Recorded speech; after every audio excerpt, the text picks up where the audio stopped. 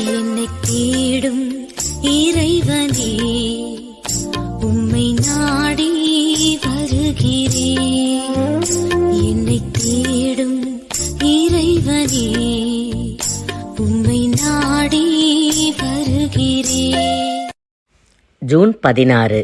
இன்றைய தியானத்தின் தலைப்பு கள்ளத்தராசு. வாசிக்க வேண்டிய திருமறை பகுதி மீகா 6:9-16 வரை. கர்த்தருடைய சத்தம் நகரத்தை நோக்கி கூப்பிடுகிறது. மீகா 6:9. கர்த்தர் நகர மக்களை கண்டிக்கிறார்.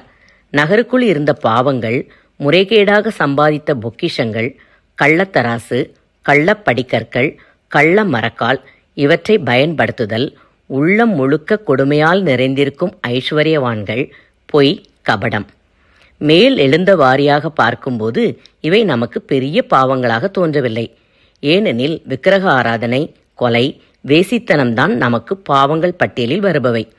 மேற்கண்டவற்றை அடிக்கடி அநேகர் செய்வதால் நமக்கு பழக்கமாகி போய்விட்டன. ஆம், நமக்கு பழக்கமாகி போனவை பாவங்களாயிருக்கலாம். அந்த உண்மையை நாம் உணராமலும் இருக்கலாம். துன்மார்க்கமாய் பொருளீட்டுவது மாபெரும் பாவம். லஞ்சம் வாங்குவது, பொய்க்கணக்கு எழுதுவது இவையெல்லாம் இவ்வகையே.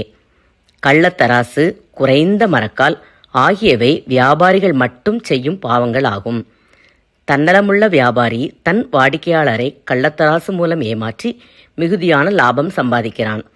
பொய்யும் கபடமும் ஒரு கூட்டுப் பறவைகள் போலாகும். உள்ளதை உள்ளதென்று சொல்வதே உத்தமம். ஆனால் இந்த பொய் நம் வாழ்வின் ஒவ்வொரு அம்சத்திலும் கலந்து போய்விட்டது. கபடம் என்பது ஏதேன் தோட்டத்தில் சாத்தான் மனுக்குலத்தை ஏமாற்றினானே, நீங்கள் நன்மை தீமை அறிந்து தேவர்களைப் போல் இருப்பீர்கள் என்று பொய்யோடு ஏமாற்று வித்தையையும் பயன்படுத்தினான். சாகவே சாவதில்லை. இது அவன் அன்றே சொன்ன பொய். நன்மை தீமை அறிவோம், இது மெய்யானாலும் அறிந்து தேவர்களைப் போல் இருப்போம் என்பது பொய்.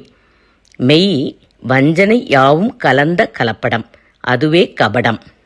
சகோதரரே, நாம் வணங்குவது அன்புள்ள தெய்வந்தான் என்றாலும் அவர் நீதியும் உள்ளவராமே. அவர் எப்படி தண்டிப்பார் என்று திருவிவிலிய மொழிபெயர்ப்பில் பாருங்கள்.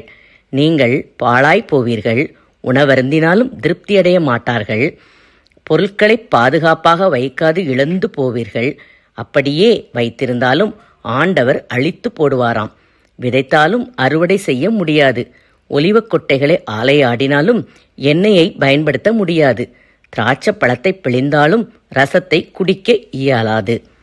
அதாவது நம் கைகளின் பிரயாசத்தை நாம் சாப்பிட முடியாது. இது மாபெரும் சாபமல்லவா? நம் தன்னல வாழ்வில் கரைந்து போன சின்னஞ்சிறு பாவங்களையும் அகற்றி போடுவோம்.